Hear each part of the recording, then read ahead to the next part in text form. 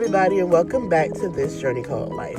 I was just having a discussion with someone, and I really want to share it with you. So don't forget to like and subscribe, and keep letting me know whether you're enjoying the videos. But we're going to jump right into this.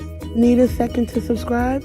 Go ahead, here's the time. Don't forget to hit that bell so you know when we upload a new video. Let's get back into it. Okay, so the topic today that I want to discuss is it strength in letting go or weakness in giving up? I heard somebody say, you're weak if you give up. You're weak if you give up. If you've been in a relationship and you've been fighting for it, you ought to be strong enough to stay in it and stick to it.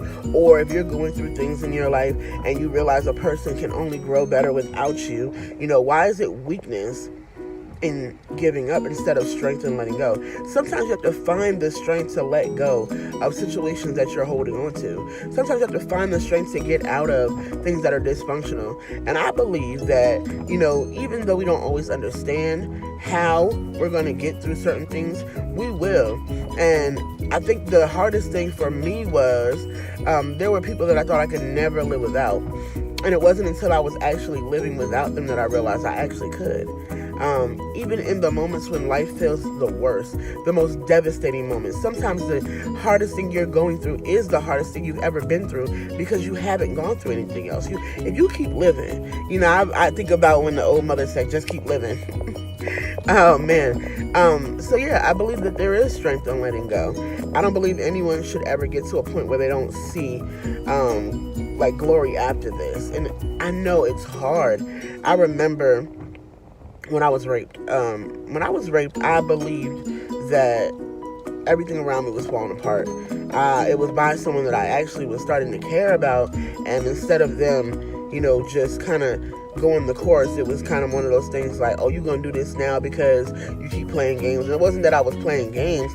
I really did have this back and forth, I love the Lord relationship. I'm in church and I'm growing up in church, but I still was making decisions that were not always, in the will of God, or I would talk like big, quote unquote, and say things that I really wasn't having any idea that I really wanted to do. I was just saying it because I thought it was something to say at the moment. And then when I got back into that corner, it was like, nah, this is something we're going to do. And I'm like, oh, wow. And I didn't want that to happen. I remember feeling so defeated. And I went to my best friend at the time, and she was like, you sure you were raped, or did you just regret it afterwards? I'm like, no, I literally was saying, no, don't do this. And my glasses got broken. My face got jacked up. Like, I was literally taking some L's right there. Devastating. It was the worst thing I'd ever go through. It was hard enough to go through the pain of what happened, and even worse to hear someone I cared about say, what, you sure? You know how girls be doing? I was like, wow. I remember just not knowing what to do with my mind at the time. I always wanted kids, and she's like, oh, you just scared you probably pregnant. I'm like, wow. People think like this?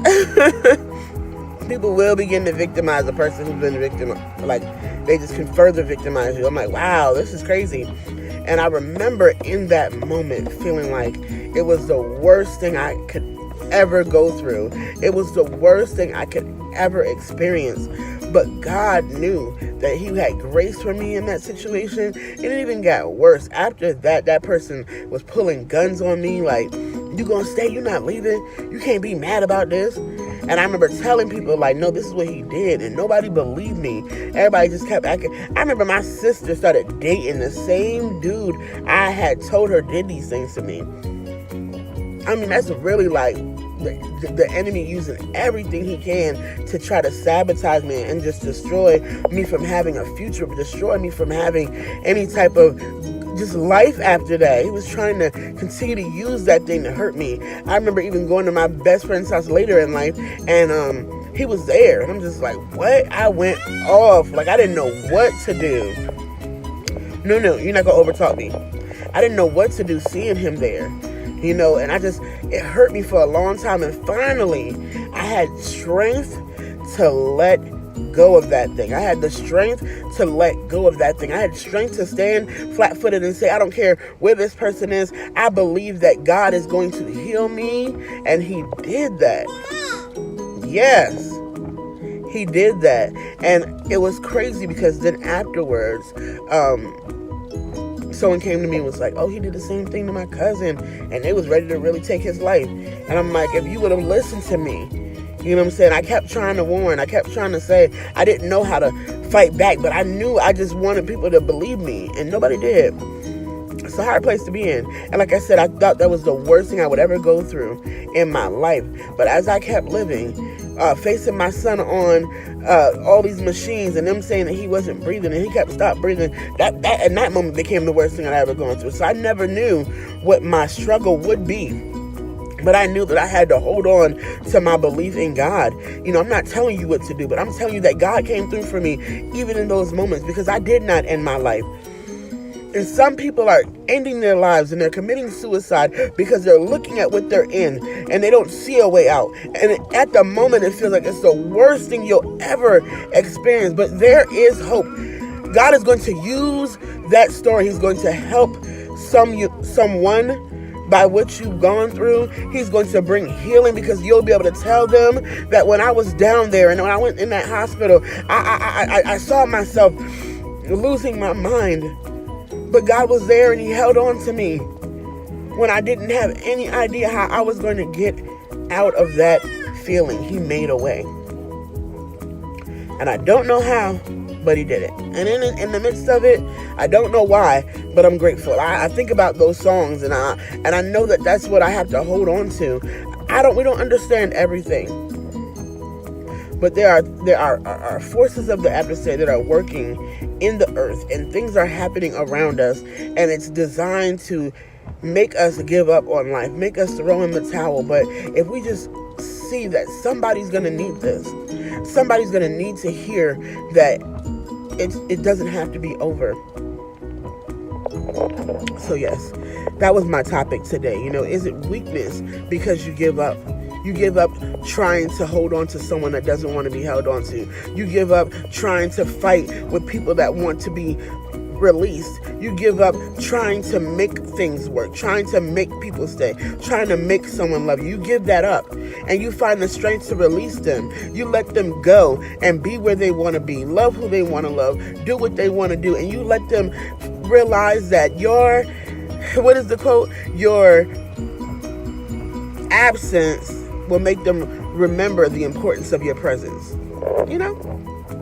I think that is where we find strength in this journey, getting through this journey called life. It's not easy, but if you can find the glory in it, the good in it, the happiness in it, you will live. You just live. Live.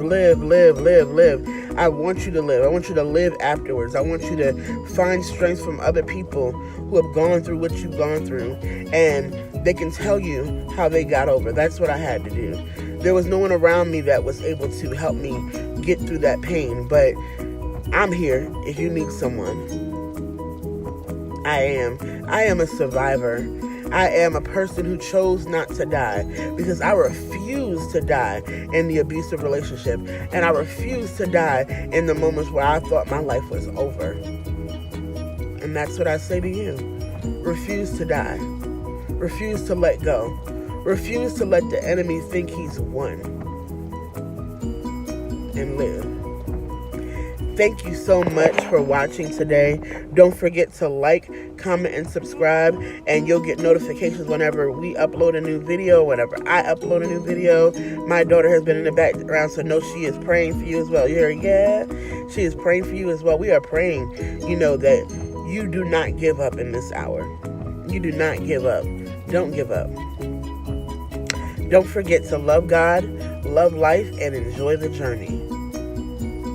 See you next time.